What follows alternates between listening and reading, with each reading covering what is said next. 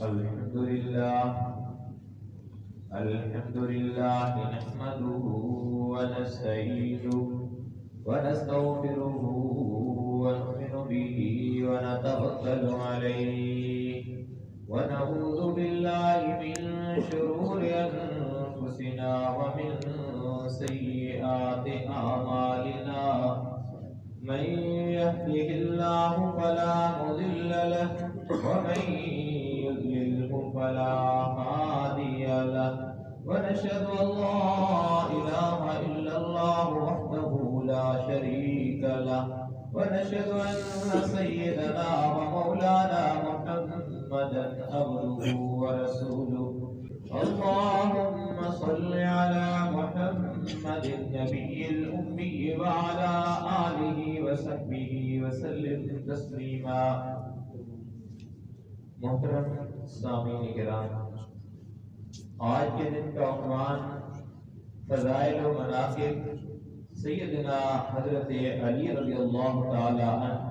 محترم سامعین، امیر المؤمنین حضرت علی المرتضیٰ رضی اللہ تعالی عنہ وہ عظیم شخصیت ہیں جنہیں نبی کریم صلی اللہ علیہ وسلم کی آغوش محبت میں پرورش پانے اور براہ راست فیضیاب ہونے کا شرف حاصل ہوا. آج کا خطبہ آپ رضی اللہ تعالیٰ عنہ کی سیرت و کردار اور فضائل و خصائل پر مشتمل ہے. سیدنا حضرت علی رضی اللہ تعالیٰ عنہ کے کارناموں سے تاریخ اسلام کے اوراق روشن ہیں جن سے قیامت تک آنے والے لوگ ہدایت و رہنمائی حاصل کرتے رہیں گے.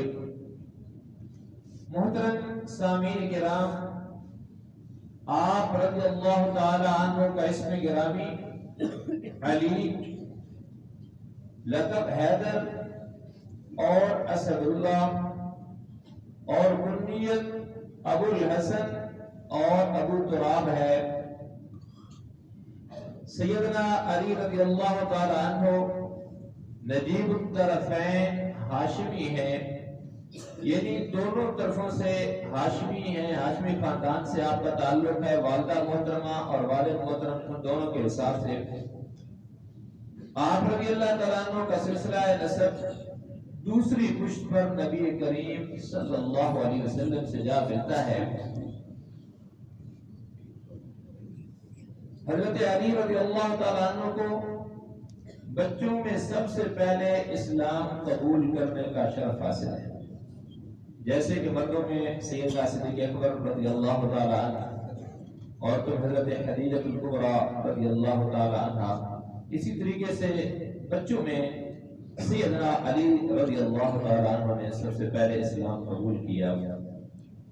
ہجرت کے دوسرے سال نبی مکرم صلی اللہ علیہ وسلم کی صاحبزادی خاتون جنت سیدہ فاطمہ الزہرا رضی اللہ تعالیٰ عنہ سیدنا حضرت علی رضی اللہ تعالیٰ عنہ کے نکاح میں آئیں.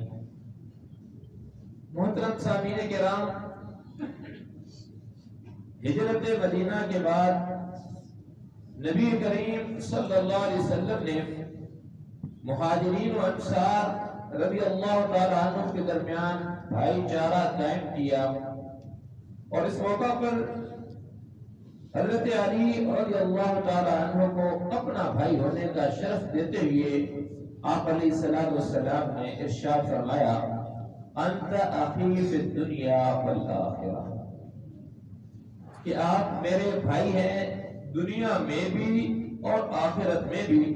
یوں آپ علیہ السلام نے سیدنا علی رضی اللہ تعالیٰ عنہ کو اعزاز و اکرام سے نوازا. ویسے بھی آپ کے چچا کے بیٹے تھے، آپ دنیا اور آخرت میں میرے بھائی ہیں. رسول اللہ صلی اللہ علیہ وسلم جب تبوک کے لیے روانہ ہونے لگے تو سیدنا حضرت علی رضی اللہ تعالیٰ عنہ کو مدینہ منورہ میں اپنا نائب مقرر فرمایا. حضرت علی رضی اللہ تعالیٰ عنہ نے عرض کیا، کیا آپ صلی اللہ علیہ وسلم مجھے بچوں اور عورتوں میں چھوڑ رہے ہیں؟ یعنی بچوں اور عورتوں میں شامل فرما رہا ہے یہ لوگ پیچھے رہ رہے ہیں تو کمزور ہوتے ہیں، اس وجہ سے آپ مجھے ان کے ساتھ چھوڑ رہے۔ سیدنا علی رضی اللہ تعالیٰ عنہ نے ایک سوال کیا تو نبی کریم صلی اللہ علیہ وسلم نے فرمایا الا ترضى ان تكون مني بمنزلة هارون من موسى الا انه ليس نبي بعد۔ تو آپ علیہ الصلوۃ والسلام نے فرمایا علی تمہیں خوش ہونا چاہیے کہ میرے نزدیک تمہارا مرتبہ ایسا ہے جیسے موسیٰ علیہ السلام کے نزدیک ہارون علیہ السلام کا۔ پھر فرمایا کہ مگر یہ کہ میرے بعد کوئی نبی نہیں آئے گا، میرے بعد کوئی نبی نہیں آئے گا۔ اگر آ رہا ہوتا تو پھر تو ہارون بھی نبی تھے، کیونکہ حضرت موسیٰ علیہ السلام بھی نبی تھے، ان کے بھائی حضرت ہارون بھی نبی تھے۔ فرمایا میرے بعد کسی نبی نے نہیں آنا۔ ایک اور موقع پہ آپ علیہ السلام نے لو کان بعدی نبی فکان عمر، تو عمر فاروق رضی اللہ تعالیٰ عنہ کے متعلق بھی فرمایا کہ نبوت کا سلسلہ ختم ہو گیا۔ ایک تو اپنے نبوت کے متعلق فرما دیا کہ نبوت میرے اوپر ختم ہو چکی، اب کسی اور نے نبی بننا نہیں۔ اگر ہوتا تو آپ لوگ ایسے ہو جن کے اندر یہ صلاحیتیں اللہ رکھی تھی کہ اللہ جل شانہ ممکن ہے ان میں سے کسی کو جو ہے نواز دے۔ تو بہرحال علی فرمایا کہ تمہیں خوش ہونا چاہیے کہ یہ تمہارے ساتھ ساری چیز ہے۔ پھر نبی کریم صلی اللہ علیہ وسلم نے ارشاد فرمایا من کنت مولاہ فعلی مولاہ، من کنت مولاہ فعلی مولاہ، جس کا ترجمہ یہ ہے کہ میں جس کا دوست ہوں علی بھی اس کے دوست ہیں، میں جس کا دوست ہوں ولی ہوں علی بھی اس کے دوست ہیں۔ اب لفظ ولی عربی بڑی وسعتوں والی ہے، اس کے اندر ایک ایک لفظ کے کئی معنی ہیں، کئی معنی بنتے ہیں، نسبت جو ہی بدلتی ہے معنی بدل جاتا ہے۔ تو یہاں دوستی کے معنی کے اندر آتا ہے کہ من کنت مولا ہو، یعنی میں جس کا دوست ہوں علی مولا، علی بھی اس کے دوست ہیں۔ ویسے دین والوں کو آپس کے اندر دوستی ہونی چاہیے، تعلق ہونا چاہیے، بھائیوں جیسا رشتہ ہونا چاہیے، دوستوں جیسا رشتہ ہونا چاہیے، محبتیں ہونی چاہیے، نفرتیں نہیں ہونی چاہیے۔ تو یہ جو مولا کا لفظ ہے یہ اس مولا کے معنی میں نہیں ہے جو آقا یا مالک ہوتا ہے، دوسرے معنی کے اندر ہے۔ حضور صلی اللہ علیہ وسلم نے سیدنا علی رضی اللہ تعالیٰ عنہ کی محبت کو ایمان اور نفاق کے درمیان فرق قرار دیتے ہوئے فرمایا علیہ السلام نے لا یبغضک مؤمن ولا یحبک منافق، لا یبغضک مؤمن اور ولا یحبک منافق، کوئی مومن آپ سے نفرت نہیں کر سکتا اور کوئی منافق آپ سے محبت نہیں کر سکتا۔ یعنی سیدنا علی رضی اللہ تعالیٰ عنہ کی محبت اس کے دل کے اندر آئے گی، حقیقی محبت حقیقی ہو، جیسے کہ جس کا جو مقام و مرتبہ ہے اس مقام کے اوپر رکھا جائے، اس کے ساتھ حقیقی جو محبت ہوتی ہے وہ کی جائے۔ اس کے متعلق فرمایا کہ کوئی مومن تم سے نفرت نہیں کر سکتا اور کوئی منافق آپ سے محبت نہیں کر سکتا۔ منافق کے دل میں سیدنا علی رضی اللہ تعالیٰ عنہ کی محبت نہیں آئے گی، اور جو ایمان والا ہے اس کے دل کے اندر حضرت علی رضی اللہ تعالیٰ عنہ کی محبت ہوگی۔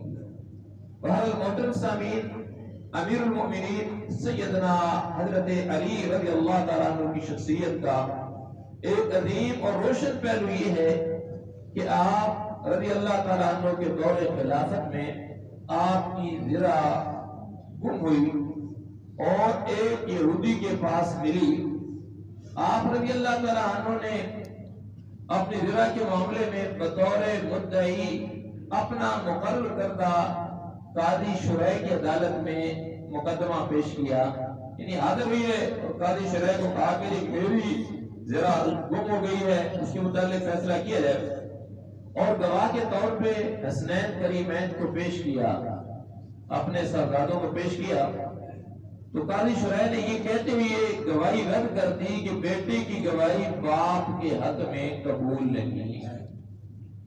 اب امیر المؤمنین خلیفہ وقت اور ایک چھوٹا ایسا نہیں بڑا ایسا ان کے پاس تھا، تو اب وہ لے کے آ رہے ہیں، قاضی خود مقرر کیا، قاضی کے سامنے عدالت کے اندر پیش ہوتے ہیں اور قاضی کو کہتے ہیں کہ یہ دو میرے گواہ ہیں، یہ ذرا میری ہے، اس نے چڑھا لی ہے، یہ اس نے جہاں سے اٹھا لی ہے۔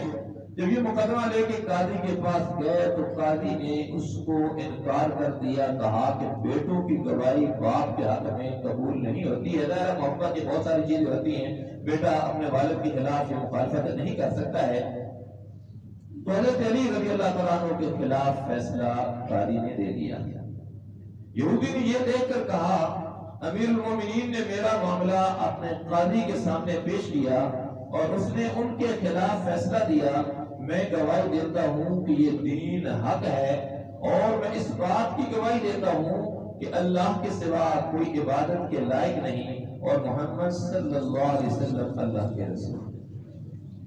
وہ بندہ جو دشمن بنا ہوا تھا، دشمن تھا، لیکن اس نے جب آپ کے کردار کو دیکھا کہ آپ حاکم وقت ہیں، لیکن اس کو مایوب تصور نہیں کر رہے، قاضی کے سامنے پیش ہوتے ہیں، قاضی جو فیصلہ دیتا ہے اس کو مان لیتے ہیں۔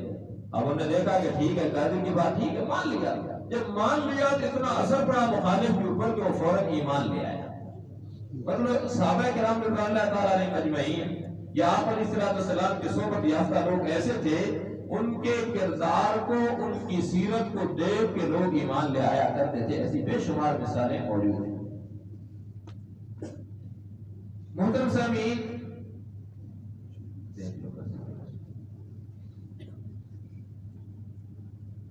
شجاعت و بہادری سیدنا علی رضی اللہ تعالیٰ عنہ کا امتیازی وصف تھا۔ اسی وجہ سے غزوہ خیبر کے موقع پر نبی کریم صلی اللہ علیہ وسلم نے فرمایا لَأُعْطِيَنَّ هَذِهِ الرَّايَةَ رَجُلًا يَفْتَحُ اللَّهُ عَلَى يَدَيْهِ يُحِبُّ اللَّهُ وَرَسُولَهُ وَيُحِبُّهُ اللَّهُ وَرَسُولُهُ۔ آپ علیہ السلام نے اس موقع پر جو فرمایا، اس کا ترجمہ یہ ہے کہ کل میں یہ جھنڈا اسے عطا کروں گا جس کے ہاتھوں اللہ تعالیٰ فتح عطا کرے گا۔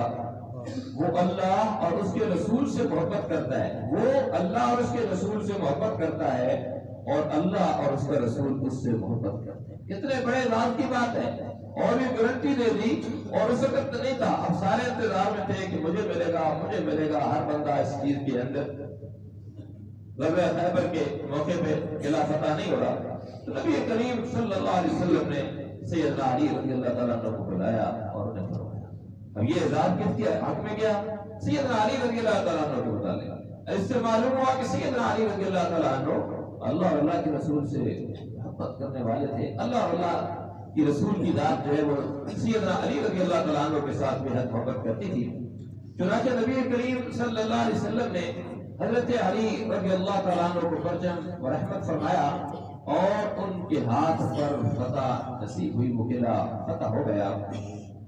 حضرت علی رضی اللہ تعالیٰ عنہ خلافت کی ذمہ داریوں کو بحسن خوبی انجام دیتے رہے۔ حضرت علی رضی اللہ تعالیٰ عنہ عبد الرحمن ابن ملجم کے ہاتھوں زخمی ہونے کے 2 دن بعد بروز جمعہ 21 رمضان المبارک شہادت اعلیٰ کے درجہ پر فائز ہوئے۔ یہ رمضان المبارک کا مہینہ ہے، جس نسبت کے ساتھ ان کا تذکرہ کیا کہ 21 رمضان المبارک آ رہا ہے، 21 رمضان المبارک کو سیدنا علی رضی اللہ تعالیٰ عنہ کو شہادت کا مرتبہ نصیب ہوا۔ اور یہ ایسا دن تھا کہ فجر کی نماز کے وقت اس ظالم نے آ کے سیدنا علی رضی اللہ تعالیٰ عنہ پر حملہ کیا، اور یہ وہ دن تھا کہ ایک دن کے اندر منافقین نے یہ طے کیا تھا، اس دور کی جو 3 مسلمانوں کی عظیم شخصیات تھیں، ان تینوں کے اوپر حملہ کرنا ہے، کہ وقت کے اندر تینوں کو ختم کر دینا ہے، تاکہ اسلام کی جو اس کے اندر جان ہے ان کی وجہ سے وہ ختم ہو جائے۔ تو وہ ایسا باقی جو پلان تھا، حضرت عمر بن عاص تھے اور دوسرے حضرت امیر معاویہ رضی اللہ عنہ، ان کے اوپر اس وقت نہیں ہو سکا، ادھر ہو گیا، اور سیدنا علی رضی اللہ عنہ کو جو ہے شہید کر دیا گیا۔ تو بہت امت مسلمہ کو ایک یعنی کہ عظیم اس وقت نقصان ہوا، لیکن ان کی زندگیاں ہمارے لیے ایک مثالی نمونہ ہے۔ ہم دیکھیں کہ کس طریقے سے انہوں نے کس موقع پہ کیسے کیسے اپنے کردار ادا کیے۔ اس دور کے اندر بھی حالات پیدا ہوتے رہے، لیکن حالات کے اندر بھی انہوں نے اللہ اور اللہ کے رسول کے نہ تو راستے کو چھوڑا، نہ ان کے ساتھ محبت کو چھوڑا، اس کے اوپر پابندی کے ساتھ عمل کرتے رہے۔ محترم سامعین، حضرت علی رضی اللہ تعالیٰ عنہ نے زندگی کے ہر موڑ پر نبی کریم صلی اللہ علیہ وسلم کی اطاعت، فرما برداری کو شعار بنایا، اور دین اسلام کی خاطر شہادت کا عظیم مرتبہ پایا۔ ضرورت اس عمل کی ہے کہ ہم بھی حضرت علی رضی اللہ تعالیٰ عنہ کی سیرت و کردار کو اپنائیں، اور دین کی خاطر ان کی شجاعت و بہادری کو اپنے لیے مشعل راہ بنائیں۔ اللہ جل شانہ ہمیں سیدنا علی رضی اللہ تعالیٰ عنہ کی سیرت پر عمل کی توفیق نصیب فرمائے۔